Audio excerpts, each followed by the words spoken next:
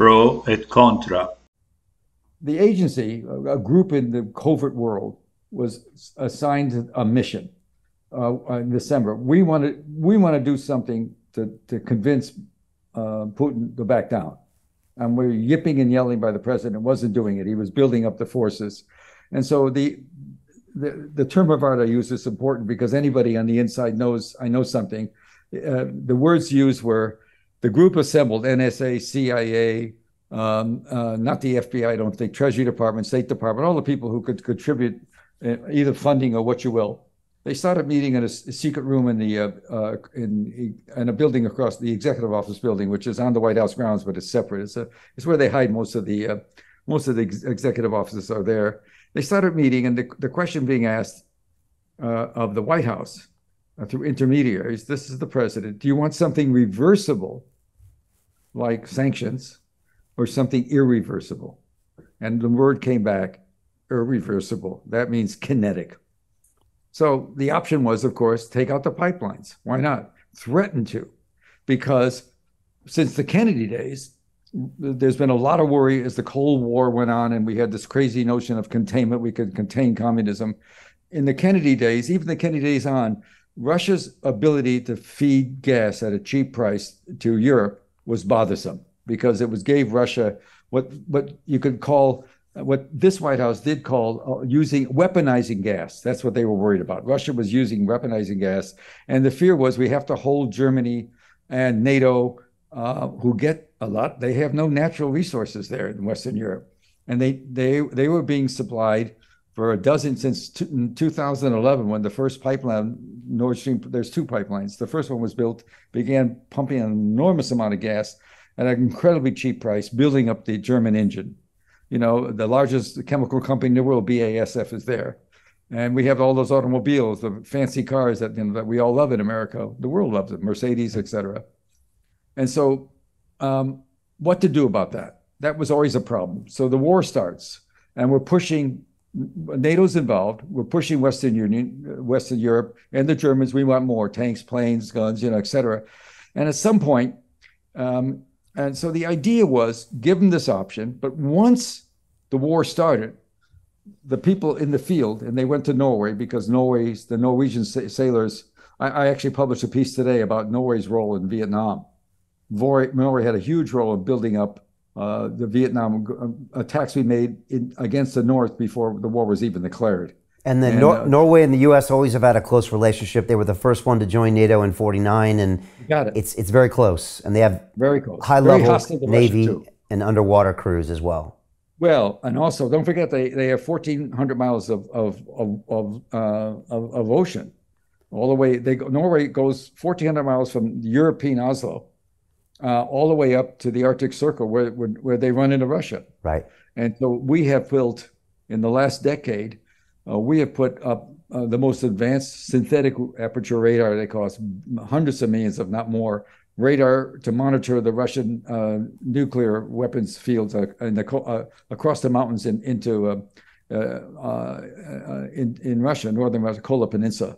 Really cold up there. Anyway, and so we built bases. We've added to their Air Force. We work closely with their Navy, and of course, we worked very closely with them in the early stages of the Vietnam War. They were running up. We were running Navy SEAL teams and operations long before the war began. I mean, we were working against the North and doing a lot of aggressive stuff that wasn't long before anybody in America knew much about the war, that Kennedy had sort of pushed to. Anyway, that's all ancient history. It's a place that fits because they keep their mouth shut.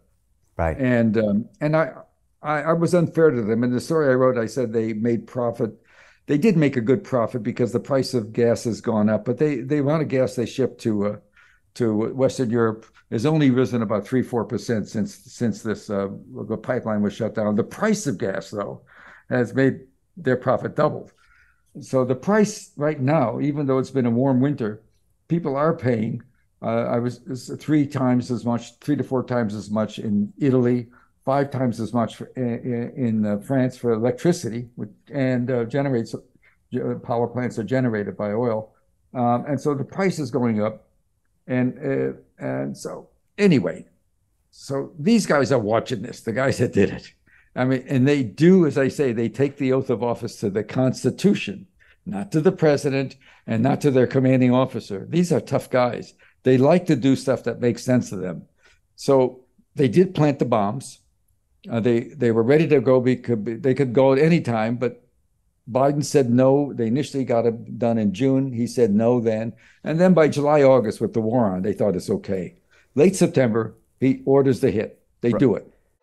My name is Jim Rickards. I'm a former advisor to the CIA, Department of Defense, and the White House. In a moment, you'll have my own evidence that very few people have seen. You'll see how I believe 2 acts of democratic stupidity are about to combine into a storm that will change America forever, the American Energy Armageddon. In fact, due to specific circumstances created by the Armageddon, it's possible you could now win big while others lose. You see, there's a universal truth. In times of crisis, money moves.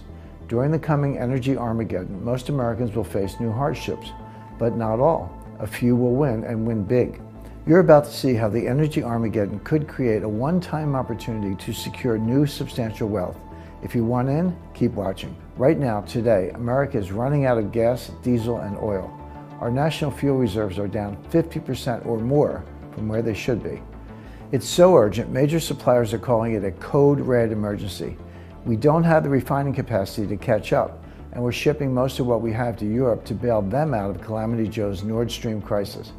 We're now facing catastrophic fuel shortages I predict will collapse our nation's energy grid. When it happens, every citizen will see firsthand the Dems' obsession with green energy is a scam. In fact, I'm going to show you my evidence that outs them as shameless hypocrites. That's not all. I predict this storm will bring about a new social order to our country. Many who are now rich will find their accounts drained, and those who are poor will turn to desperate measures to survive. I'm talking about civil unrest, a massive crime wave, and violence in our streets. Most will suffer under Biden's energy Armageddon, but not everyone. Some good Americans will win. They'll take advantage of wealth-building opportunities created by the upheaval, which I'll reveal here today, to vastly improve their personal economic situation. And that's the most important thing I want to share with you. Now, if the idea of winning while others suffer makes you uncomfortable, no problem. Then this presentation is not for you. But the way I see it, our great nation was built during times of crisis when a few smart people recognized opportunity and seized it. If you see the storm coming, if you know Calamity Joe and his ilk are steering us straight into it, and you want to not just survive, but thrive by using the crisis potentially to grow your personal wealth, then you're exactly who I want to reach today. Give me about 3 minutes of your time. I'm going to show you everything right now. Hey, do you want to profit from crypto? Then join my DeFi Academy. The Crypto DeFi Academy will help you create generational wealth. But don't take my word for it. Listen to my students. When I first got into crypto, I remember thinking to myself, I need to learn more. Brian Rose, learning crypto, learning DeFi, gotta do it. I am so grateful that I jumped in and did this. I had to break through some limiting beliefs that I can do this, that I can afford this, that I can be in this. It challenges the things that are deeply rooted within us. Joining DeFi Academy has been one of the best decisions I have made on my blockchain journey. This course was a life changer, a game changer, a huge eye-opener, coming from knowing practically nothing at the speed of the learning over 4 weeks was just fantastic. The information you provided in this class was invaluable. I feel far more confident in my next steps. You took complex concepts and made them easier to understand. What's different than so many other ones is it just doesn't tell you what to do. It actually makes you do it. This is for people who are serious about becoming traders. This is the way it should be done. I realized from this learning experience again that it is not about what you learn, but about who you learn it from. The energy was insane. I've never experienced such incredible energy on a live call. Brian Rose, you are a legend, my friend. It's the only thing in the market where you can get all information and learn everything what you need to know. Everything is so clear and so well done, and I'm just forever grateful for this program. It made me feel so much more confident about crypto than I did before. I did not anticipate how passionate I was going to become about it. It's also been like a big learning experience for me, not just in the crypto space, but just an overall balance of life. What I've learned is, how to take ownership, of my life in a way that I really hadn't before. Yeah, you can't put a price on that, really. I would recommend it to anybody, top notch. Excellence does not come cheap. So if you want excellence, you got to pay for it, but it's so worth it. Pull the trigger. That's what this course is about. You're not going to regret it, really. It's amazing. Thank you, Brian and team. So what are you waiting for? Crypto is happening now. Click the link below, submit your application, and let me mentor you on how to create generational wealth and build the decentralized financial infrastructure of the future.